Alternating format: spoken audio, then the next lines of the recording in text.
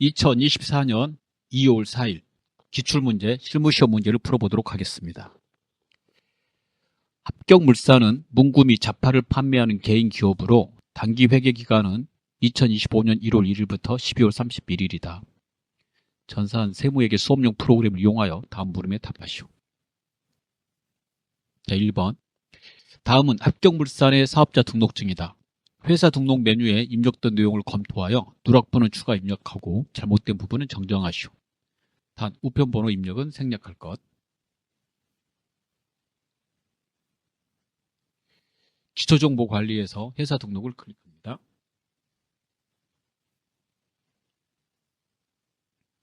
위에서 아래로 틀린 것을 수정하시면 되겠습니다. 먼저 일반 과세 맞습니다. 사업자 등록번호 틀리죠? 수정합니다.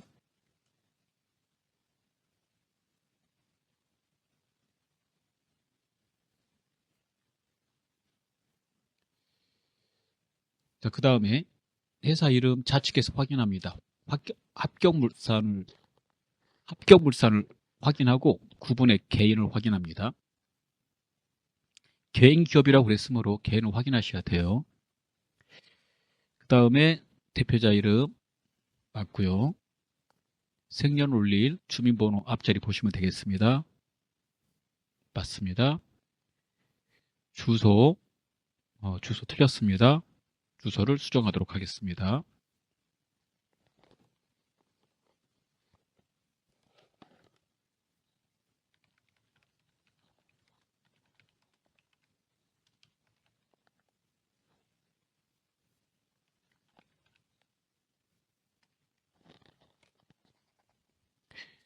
우편번호 입력은 생략할 것 그랬으므로 주소만 그대로 치시면 되겠습니다. 자, 그 다음에 업태를 보시고요. 맞습니다.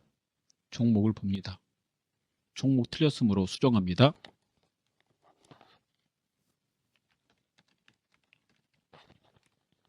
지문 그대로 입력하시면 되겠습니다. 맨 마지막에 세무서를 봅니다. 자, 창을 닫으시면 되겠습니다. 다음 문제 보도록 하겠습니다. 자, 2번. 다음은 합격물산의 정기분 손익계산서이다. 입력되어 있는 자료를 검토하여 오류 부분을 정정하고 누락된 부분은 추가 입력하시오. 자, 해당 내용은 정기분 손익계산서에 가셔서 위에서 아래로 하나씩 확인하셔야 됩니다. 자, 정기분 재무제표에 정기분 손익계산서를 클릭합니다. 자, 하나씩 보도록 하겠습니다. 첫 번째 상품 매출 처음부터 틀렸네요. 고칩니다. 2억 3,700만 원으로 고치고, 그 다음에 상품 매출원가, 자, 금액은 맞는데 눌러서 안에 있는 내용을 확인하셔야 돼요. 기초상품 재고액, 단기상품 매입액, 기말상품 재고액을 확인합니다. 자, 맞습니다. 자, 그 다음에 판매비와 관리비를 확인하실 차례입니다. 급여 확인하시고, 복리후생비인데 여비교통비로 입력되어 있네요. 여기를 복리후생비로 수정합니다. 계정 과목 쭉 봐주시고 오른쪽에 토탈 금액을 확인합니다. 자, 우측으로 위자 수익 보시고, 그 다음에 잡익, 기부금, 유형자산 처분 손실이 입력이 안 돼 있습니다.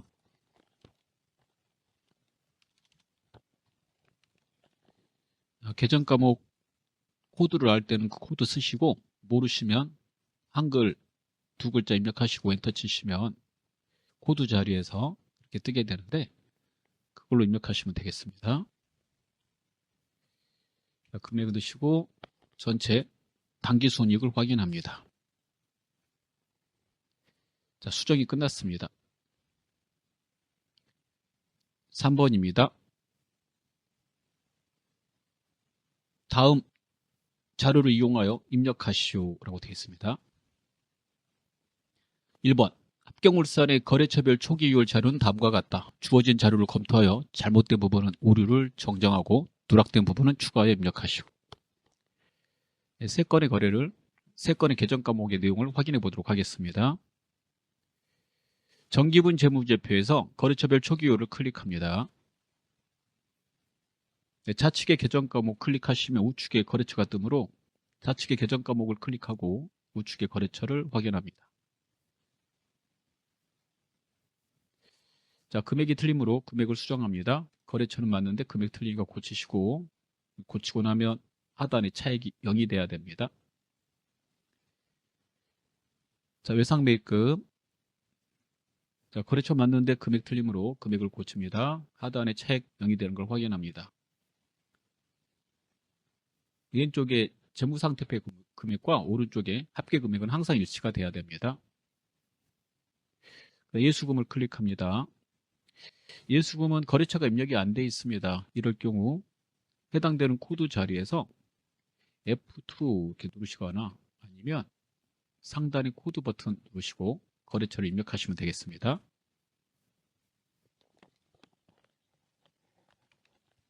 대전이라고 입력하시고요. 대전세무서 클릭, 확인, 금액을 입력합니다. 엔터 치시면 차액이 0이 되는 걸 확인할 수 있습니다. 데이터를 입력한 다음에는 항상 엔터를 치셔야 됩니다. 다음 문제 보겠습니다. 다음 자료를 이용하여 거래처 등록 메뉴에서 거래처, 신용카드를 추가로 등록하시오. 단 주어진 자료 외에 다른 항목을 입력할 필요 없음. 해당되는 내용만 그대로 입력하시면 되겠습니다. 기초정보관리에 거래처 등록을 클릭합니다. 세 번째, 신용카드 탭을 누르시고요. 지문에 있는 그대로 입력하시면 되겠습니다.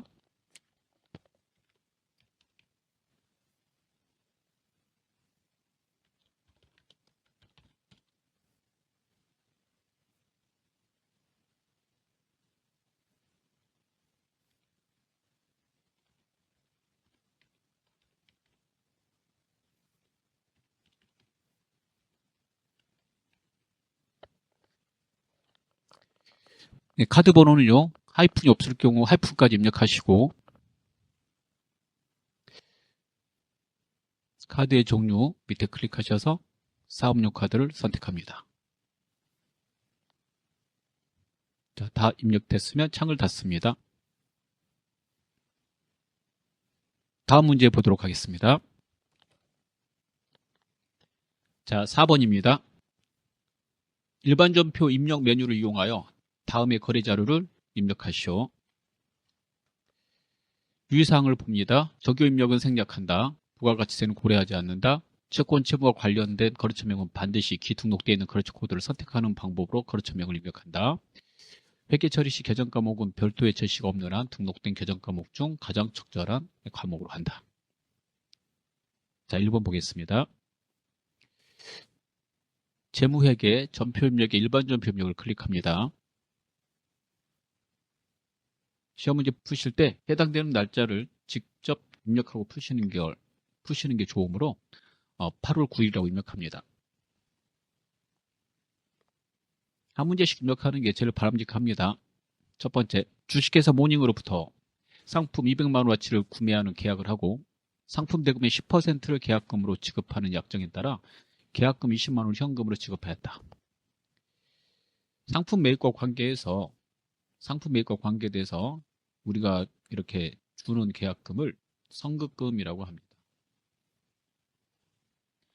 선급금은 자산이고요. 그래서 차변에 쓰셔야 되고 채권입니다. 나중에 물건을 받을 권리가 있기 때문에 그렇습니다. 그래서 차변의 선급금, 대변의 현금인데 차변의 계정 과목이 하나 나오고 대변의 현금 나오면 출금으로 입력할 수도 있습니다. 물론 3번 차변, 4번 대변은 다 되죠. 3번 차변, 4번 대변으로 입력하는 것을 이제 대체 전표라고 그러고요. 출금으로 입력하는 건 출금 전표라고 합니다. 둘 중에 하나를 선택해서 입력하시면 되겠습니다. 자, 출금으로 입력할게요. 출금으로 입력하면 현금이 자동으로 입력되므로 입력 속도가 좀 더 빠릅니다. 자, 차변에 출금이면 선급금이 차변에 지키고요. 차변의 금액 20만원 넣어주면 대변의 현금 20만원 이렇게 표시되고, 현금 표시되고, 하단을 잠깐 보시면 이렇게 자동으로 들어간 걸 확인할 수 있습니다. 둘 중에 하나로 그래서 입력하시면 되는 겁니다. 자, 두 번째 문제를 보도록 하겠습니다. 8월 20일 상품 운반용 중고 화물차를 700만 원에 구매하면서 전액 삼성카드로 결제하고 취득세 30만 원을 보통예금 계좌에서 이체하였다. 화물차의 이름은 차량 운반구입니다. 차량은 유형자산이고요. 유형자산 취득 시에 발생되는 취득과 관계되는 취득세 등의 이러한 비용은 유형자산으로 처리하므로 취득세는 세금과 공과로 처리하시면 안 되고 차량 운반구로 처리하셔야 되겠습니다.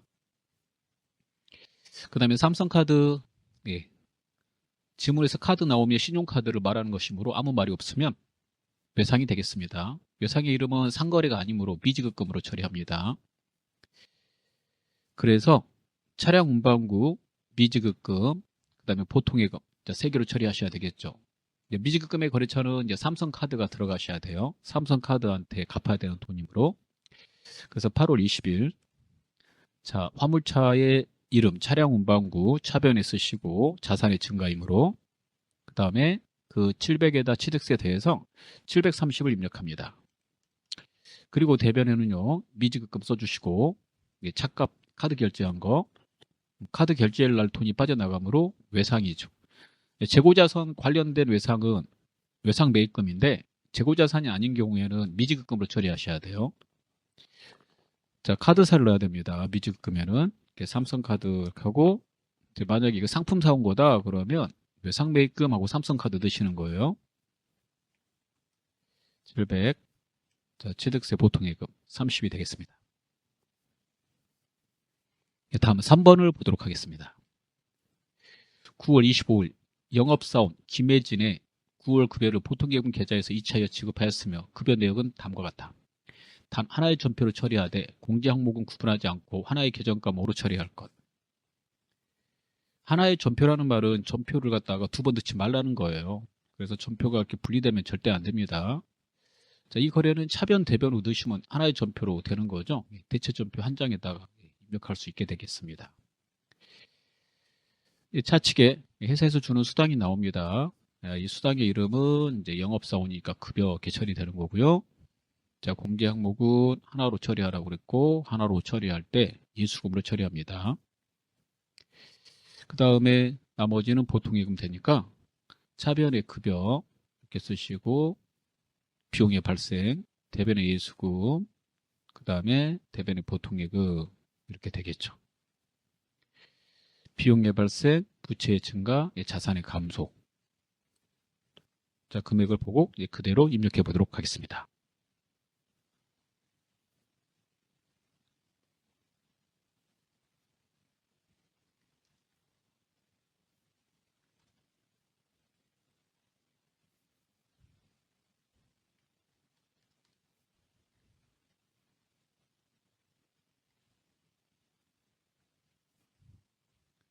자, 급여는 370이 되겠고요. 이렇게 370.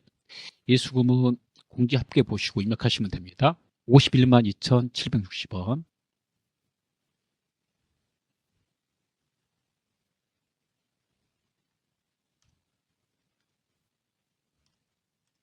그 다음에 보통예금 318만 7,240원이 되겠습니다. 다음 문제 풀도록 하겠습니다. 자, 4번 문제입니다. 10월 2일 민족 최대의 명절 추석을 맞이하여 영업부의 거래처와 당사의 영업사원들에게 보낼 선물 세트를 각각 200만 원과 100만 원에 구입하고 삼성카드로 결제하였다. 자, 첫 번째 거래처에 줄 선물 세트는요, 기업 업무 추진비, 영업사원들한테 보낼 선물 세트는 복리후생비가 되겠고요. 삼성카드, 신용카드는 외상이고 상거래가 아니므로 미지급금이 되겠습니다. 상거래를 하면 재고자산 거래를 말하는 거고요. 상거래가 아니다 하는 말은 재고자산 거래가 아닌 걸 말해요. 재고자산 거래를 하면 상품을 사오고 원재료를 사오고 그러한 거래를 말하고, 매출은 상품을 팔고 제품을 파는 거래를 말합니다. 자, 그러면 이게 기업 업무 추진비, 판관비로 넣으시면 되겠고, 판매관리비, 얘는 이제 복리후생비, 얘도 판매관리비로 넣으면 되겠죠. 얘 비용이니까 차변에 쓰고, 얘는 부채니까 대변에 쓰고요. 거래처 카드사를 넣으면 되겠습니다. 자, 그래서 전체 금액 300만 원을 입력해 보도록 하겠습니다. 자, 일반 전표 입력. 날짜 10월 2일. 차변의 기업 업무 추진비 200, 차변의 복리후생비 100, 100만 원, 대변의 미지급금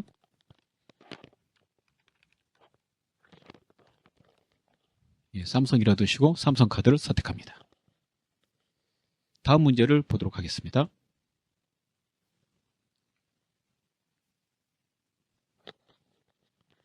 (5번) 11월 17일 다음은 주식회사 새로운에 상품을 판매하고 발급한 거래 명세표이다. 대금 중 1200만 원은 당좌예금 계좌로 입금되었고 잔액은 주식회사 새로운이 발행한 약속금으로 받았다.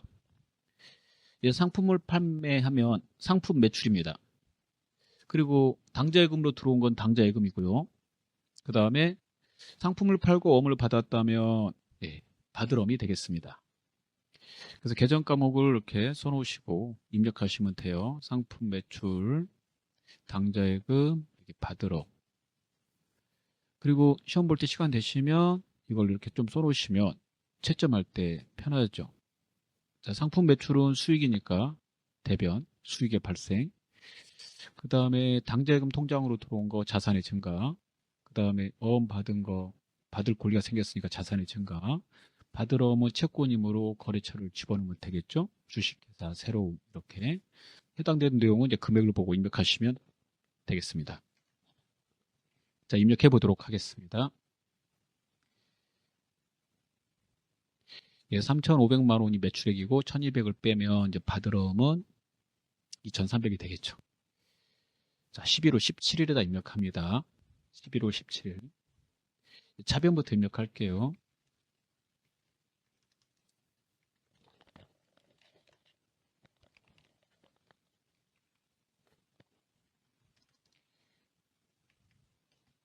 자, 이렇게 입력하시면 되겠습니다. 다음 문제 보겠습니다.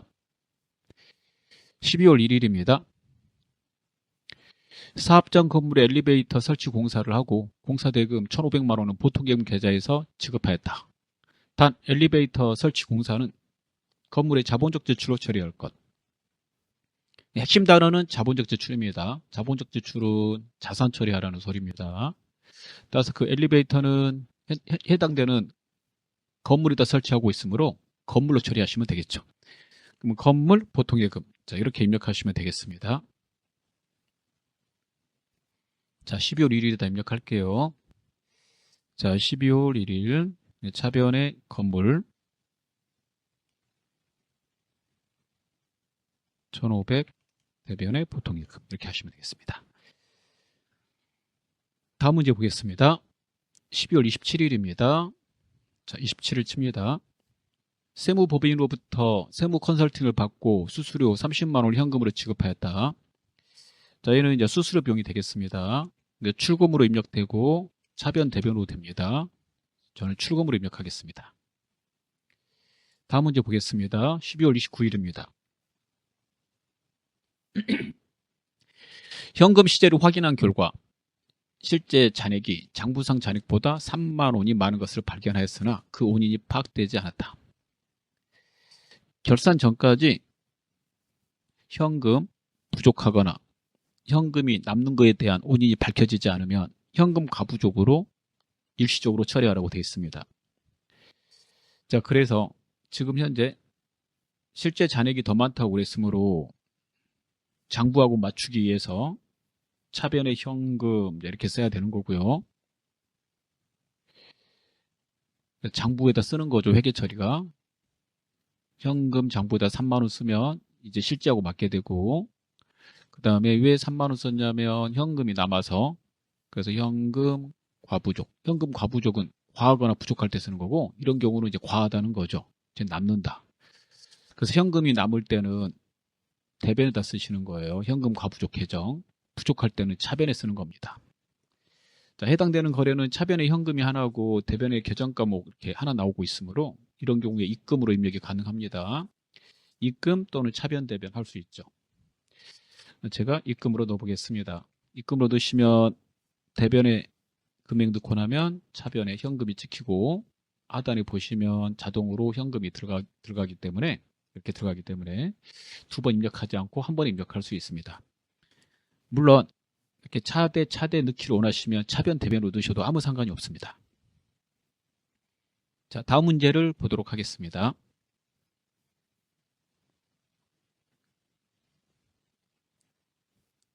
자, 5번입니다. 일반 전표 입력 메뉴에 입력된 내용 중 다음과 같은 오류가 발견되었다. 입력된 내용을 검토하고 수정 또는 삭제, 추가 입력하여 올바르게 정정하시오. 이렇게 되어 있습니다. 자, 7월 10일 거래처 하진상사로부터 보통예금 계좌로 입금된 20만 원에 대하여 외상 매출금을 회수한 것으로 처리하였으나 당일에 체결한 매출 계약건에 대한 계약금이 입금된 것이다. 자, 그러면 외상 매출금을 계약금 계정 선수금으로 바꾸면 되겠죠. 자, 그래서요. 일반 전표 입력 해당되는 날짜 7월 10일 들어가시고 데이터 확인한 다음에 외상 매출금 받은 게 아니라 회수한 게 아니라 계약금이 입금된 거라고 그랬고 계약금을 받으면 선수금이니까 선수금 그리고 부채니까 거래처 넣어야 되므로 이게 채무잖아요. 그대로 내버려 두시면 되겠습니다. 그래서 하나만 바꾸시면 돼요. 자, 계속 이어지는 2번을 보겠습니다. 11월 25일 세금과 공과 20만 원으로 회계 처리한 것은 회사 대표의 개인 소유 주택에 대한 재산세 20만 원을 회사 현금으로 납부한 것이다. 만약에 회사의 재산세라면 세금과 공과로 하셔야 되는 게 맞는데 개인 사업자, 즉 개인 회사의 사장님, 사업주 그 재산세 회사가 대신 내는 거는 그 해당되는 사업주가 가져간 것이므로 자기 돈을 가져간 것이므로 인출금으로 처리하셔야 돼요. 자, 그래서 해당되는 세금과 공과를 인출금 계정으로 수정하시면 되겠습니다. 다음 문제 보도록 하겠습니다. 6번입니다. 다음에 결산 정지사항을 입력하여 결산을 완료하시오. 결산하실 때 수동과 자동이 있는데 수동을 먼저 하고 자동 나중에 입력합니다. 자동은 결산자료 입력에다 넣으시면 되고 자료만 넣고 상단에 전표 추가를 누르면 자동으로 붕괴된다고 그래서 자동 결산 붕괴라고 합니다. 세 개를 다시 한번 확인해 보겠습니다. 기말의 재고자산 그 정리하는 붕괴 자동입니다. 프로그램에 기말의 재고자산만 입력하면 자동으로 재고자산 금액을 확인해서 매출원가 처리하죠. 두 번째 대손 충당금 설정하는 붕괴입니다. 얘도 마찬가지로 프로그램이 자동으로 대손 충당금 관련된 자료를 상단에 대손 삼각 버튼 누르면 다 조회해서 우리가 그 퍼센트 확인하고 설정할 채권을 작업해주면 자동으로 해당되는 내용이 설정됩니다. 3번 마지막에 감가상각이 있죠. 유형자산, 무형자산 감가상각 자동이 되겠습니다. 그러면 이거 뺀 거는 나머지 다 수동입니다. 직접 입력하시는 거고 하나씩 확인해 보면 첫 번째 임차료 나오고 있네요. 자동 항목에 임차료가 나와 있는 거, 안 나와 있는 거 보이시죠? 이렇게 자동 항목에 임차료는 해당이 안 되니까 수동 이렇게 되고 그 다음에 이자 미수액 해당 사항 없으니까 수동. 자, 마이너스 통장 정리하는 거 수동입니다. 그 다음에 감가상각비 얘는 이제 자동이 되겠죠. 이렇게. 자, 그러면 1, 2, 3번 수동은 12월 31일자 일반 전표에다 입력하시는 거고 그 다음에 마지막에 감가상각은 결산 자료 입력 거기다 입력하시면 되겠습니다. 얘는 입력하고 전표 추가를 눌러야 되죠. 자, 그러면 1, 2, 3번을 먼저 풀어보도록 하겠습니다. 수동을 먼저 풀어야 되므로 12월 31일을 치시고 차변에 상품의 보관을 위하여 임차한 창고의 올 임차료는 50만 원으로 임대차 계약 기간은 2025년 12월 1일부터 2026년 11월 30일까지이며 매월 임차료는 다음 달 10일에 지급하기로 하였다. 그러면 이번 달에 임차료는 다음 달에 주는 거죠. 그렇다고 다음 달에 준다고 이번 달에 돈이 안 나갔다고 회계 처리 안 하시면 안 돼요. 왜 그러냐면 한 달치는 올해 단기에 해당이 되기 때문에 그렇습니다. 한 달치는 올해 비용 처리해 주셔야 돼요. 수익과 비용은 단기에 발생되는 거는 단기 회계 처리가 돼야 돼요. 그래서 임차료, 차변에 임차료 쓰시고 그 다음에 한 달치 임차료 50만 원 넣고 돈은 다음 달에 지급하는 것이죠. 그래서 결산시까지 발생된 비용인데 지급일이 다음 연도이면 그 발생분 처리를 하기 위해서 부채 계정 미지급 비용을 처리합니다. 그래서 미지급 비용을 하시면 되겠어요. 두 번째, 단기 말 현재 단기 대여금에 대한 단기분 이자 미수액은 30만 원이다.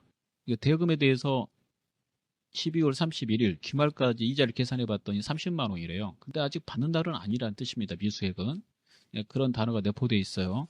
그럼 얘도 이제 반대하면 돼요. 미지급 비용의 반대가 이제 미수 수익이거든요. 결산 시까지 발생된 수익은 수익 처리해야 되고 아직 받는 날이 아니어서 못 받았다면 그걸 자산 계정으로 처리해 놔야 돼요. 받을 돈을. 그 미수 수익입니다. 아직 못 받았으니까. 자, 그 다음에 이자 수익 처리하시면 되겠죠.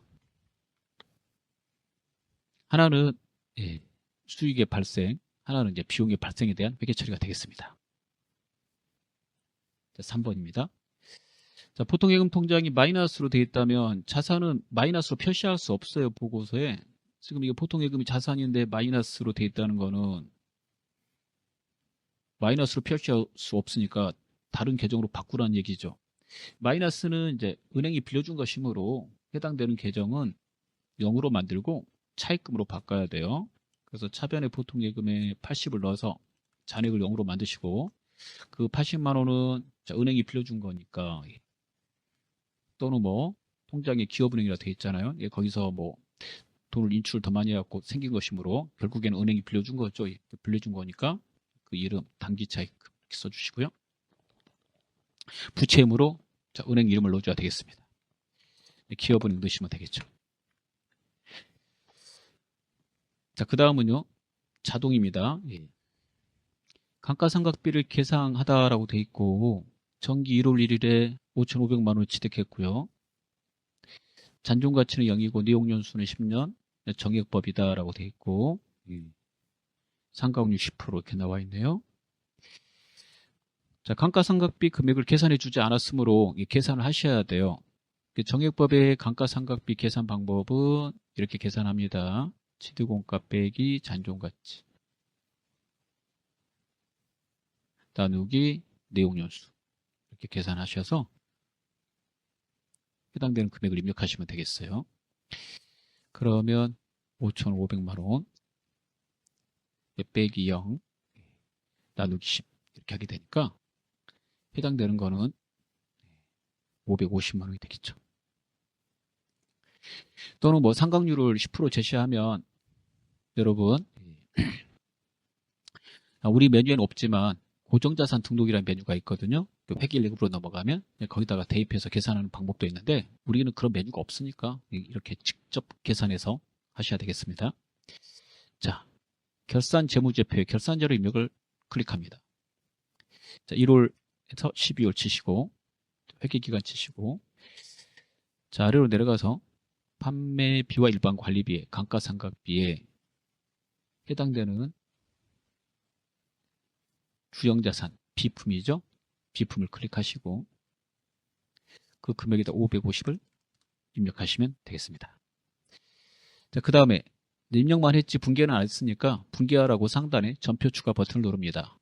그리고 이해하시면 자동 결산 분개 완료라고 나옵니다. 이러면 이제 분개가 됐다는 소리고 이럴 때 창을 닫으시면 되겠습니다. 자, 그 다음에 7번을 보도록 하겠습니다. 자, 마지막 7번은 장부조의 문제입니다. 1번 1월부터 5월까지 기간 중 현금 지출이 가장 많은 달은 이렇게 그랬습니다. 자, 이런 경우에는 계정 과목에 대해서 물어보는데 어느 달 지출이 많으냐라고 물어보고 있습니다. 계정 과목에 대해서 물어보고 어느 달에 지출이 많고 적으냐 그러면 총계종 원장이 제일 빠릅니다.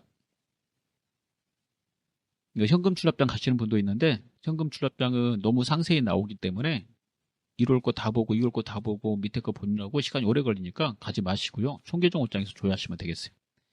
현금 출납장은 현금, 입금, 출금, 잔액 그 확인할 때만 가시는 거예요.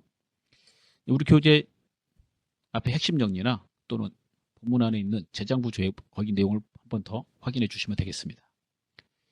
자, 총계종 원장 가겠습니다.